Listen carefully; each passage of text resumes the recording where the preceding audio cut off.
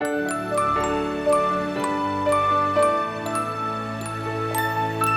that we've familiarized ourselves with the equipment and how they function, we can now proceed to installation and configuration. In this part, we'll look at the specifications of each component and equipment, and we'll demonstrate the setup process. Ito ang basic info or technical specifications ng laptop.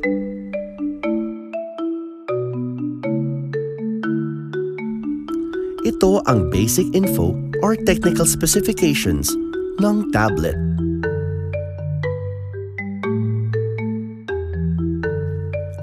Ito ang basic info or technical specifications ng wireless router. Ito ang basic info or technical specifications ng charging or storage card. Ito ang basic info or technical specifications ng Smart TV. Ito ang basic info or technical specifications ng 3-in-1 inkjet printer. Here are the steps in setting up the laptop. Powering the computer. Push and release natin ang power button na located sa bottom part ng display panel. Connecting laptop to wireless router. Pindutin ang Wi-Fi icon na makikita sa kanang ibabang bahagi ng laptop. Piliin ang tamang pangalan ng Wi-Fi na gusto mo i-connect.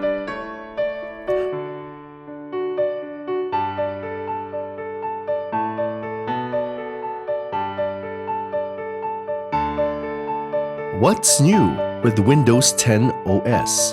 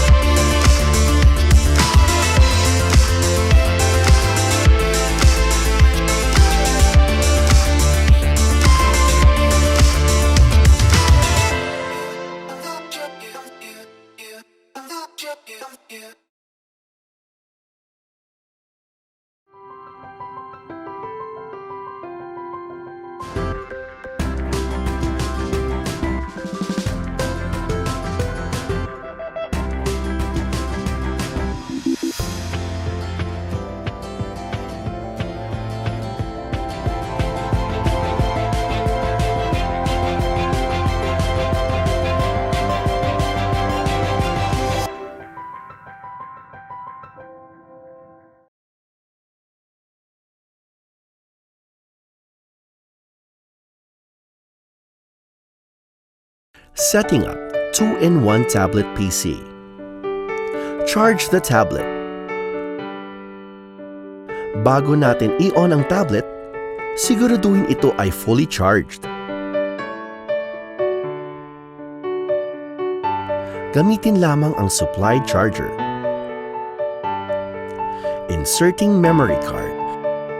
Ang tablet PC na ito supports up to 128GB microSD memory card. Paano ilagay ang microSD card? Simple lang. Habang naka-face down ang tablet PC, buksan ang microSD card slot cover. Insert ang microSD card na ang gold contacts ay facing down. At maingat nating i-push ang microSD card papunta sa kanyang slot hanggang mag-click into place.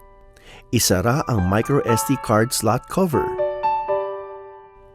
Para naman alisin ang card, maingat na itulak lamang paloob ang edge ng card para ma-release ito at hugutin palabas mula sa slot.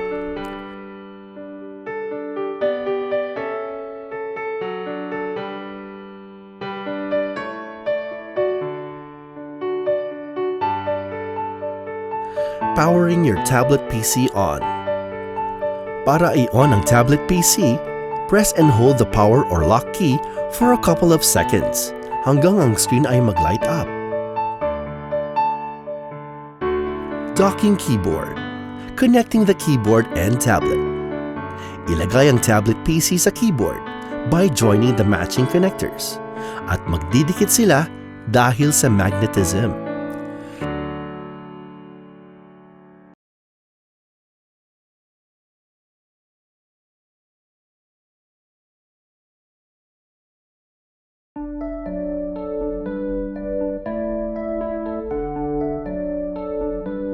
Setting up tablet and laptop in charging or storage cart. Ang charging or storage cart ay designed to charge the supplied laptop and tablet PC. Number 1, i-off muna natin ang mga tablet PC at laptop before natin i-charge ang mga ito. Number 2, buksan ang pintuan ng charging cart at isa-isang ilagay ang mga device sa loob. At makikita natin na may separator dito. Number 3, buksan ang back door. I-plug ang mga adapter sa PDU isa-isa. At dalhin ang charging line papunta sa harapan sa pamamagitan ng paglusot sa mga ito sa round hole. Number 4, i-plug ang power cord direkta sa wall socket. Iwasan ang paggamit ng extension cord. Number 5, i-check ang on state ng circuit breaker. Pindutin ang switch at i-konekta ang corresponding adapter charging port papunta sa tablet PC o laptop upang masimulan ang pag-charge. Number 6, pagkatapos gamitin, power off the power switch. I-unplug ang charging card power cord mula sa wall socket at i-secure gamit ang power cord wrap bracket.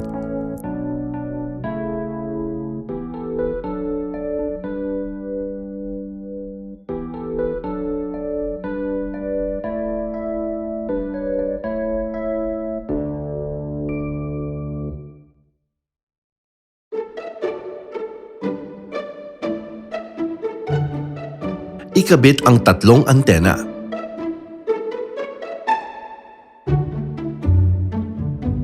I-konekta ang power adapter sa router at i-on ang router. Tignan ang LED light ng power on, 2.4G, 5G, at internet kung umiilaw para ma-confirm na gumagana. Kung ang Wi-Fi ay di nakailaw, maaaring pindutin lamang ang Wi-Fi button ng 2 seconds na makikita sa gilid ng panel.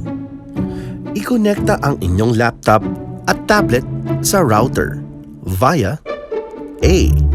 Wired connection for laptop. I-konekta ang LAN cable from laptop to router.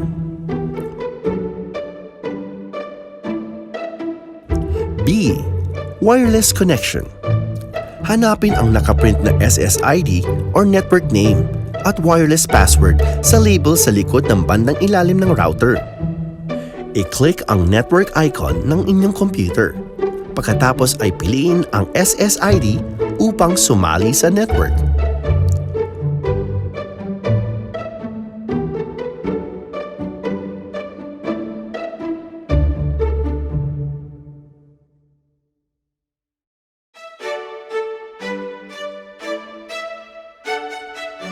Setting up 3-in-1 multifunction printer. Checking the power is on. Kapag naka-on, ang printer ay may lilitaw na screen. May pagkakataon naman na naka-off ang display LCD pero status bar ay lit. Ibig sabihin, naka-on ang printer. It may take a while for the printer to start printing pagkatapos nating itong i-on. Mawawala ang display sa LCD kung walang gumagamit for about 10 minutes. Para ibalik ang display, pwede na mag-press ng button on the operation or mag-perform ng print operation. Turning on the printer. Pindutin lamang ang on button to turn on the printer. Turning off the printer. Pindutin lamang ang on button to turn off the printer. Connecting printer to the network. Number 1. Click the Start menu on the taskbar. Then type Run. Number 2. Type the IP address of the computer where the printer is connected. Number 3. Click the correct printer name of the printer that you want to connect. Number 4. Right-click the printer, then click Connect. Number 5. Wait until the printer is successfully connected on your computer. How to share the printer on the network. Number 1. Click on Start menu on the taskbar. Then search for Control Panel. Number 2. Click Hardware and Sound. Number 3. Click on Devices and Printers. Then, Number 4. Click the Canon TS5300 series. Number 5. Right-click the Canon TS5300 series, then click Printer Properties. Number 6.